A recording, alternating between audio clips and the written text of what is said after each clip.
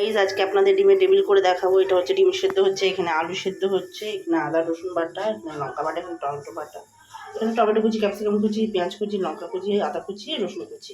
এবার চলুন করে দেখাই। তারপর রসুন দিয়েছি, রসুন ভাজি, লঙ্কা দিয়ে দিলাম, লঙ্কা।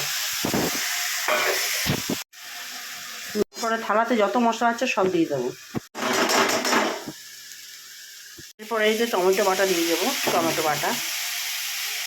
এরপরে আমরা এতে নুন হলুদ আর এবারে শুকনো লঙ্কাটা দিলাম। নুন হলুদটা স্কিপ হয়ে গেছে বন্ধুরা, এবার আমরা নেড়ে নিলাম একটু। এরপরে আমরা নেড়ে চেড়ে ঢাকা দিয়ে দিচ্ছি বন্ধুরা, একটু মজুক, নাহলে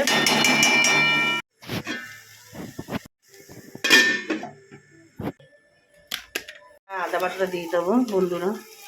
আদা বাটাটা দিয়ে নেড়ে ছেড়ে আলু দেবো, আলু সেদ্ধ নেড়ে নিই, নেড়ে ছেড়ে এরপরে আলু বাটাটা দিয়ে দেবো। আলু বাটা বলছি, আলু মাখাটা, আলু মাখাটা এবার নেড়ে নিই ভালোভাবে।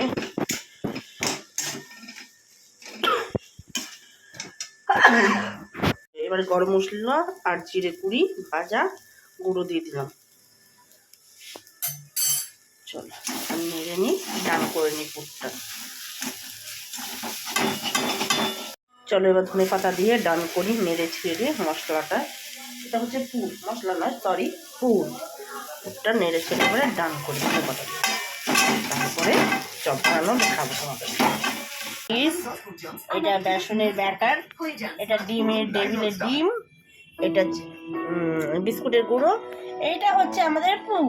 এবার চলুন শুরু করি আমাদের এই ডিমের টেবিল তৈরি করার শ্রম। পুরের মধ্যে ডিম ভরে রেডি করে রেখেছি। এবার ডিমের টেবিলটা রেডি আছে, এবার শুধু কোটিং করব। এবার কোটিং করে রেডি হয়ে গেছে ডিমের টেবিল।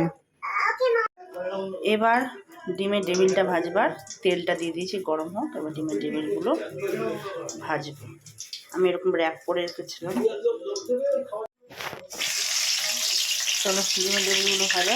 এরকম করে প্রথমে জলের মধ্যে ডিমের টেবিলগুলোকে চুবিয়ে নাও, চুবিয়ে নিয়ে তারপরে দাও।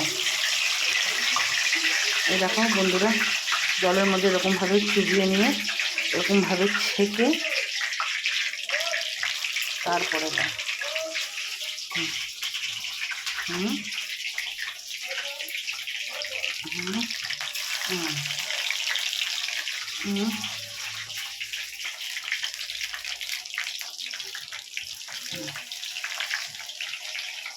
বন্ধুরা রেডি হয়ে গেছে ডিমের টেবিল।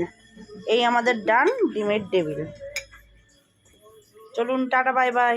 চিজি ডিমের টেবিল, চিজ ভরা ডিম হাফ টেবিল। চলুন খেয়ে দেখি কেমন হয়েছে। টাটা।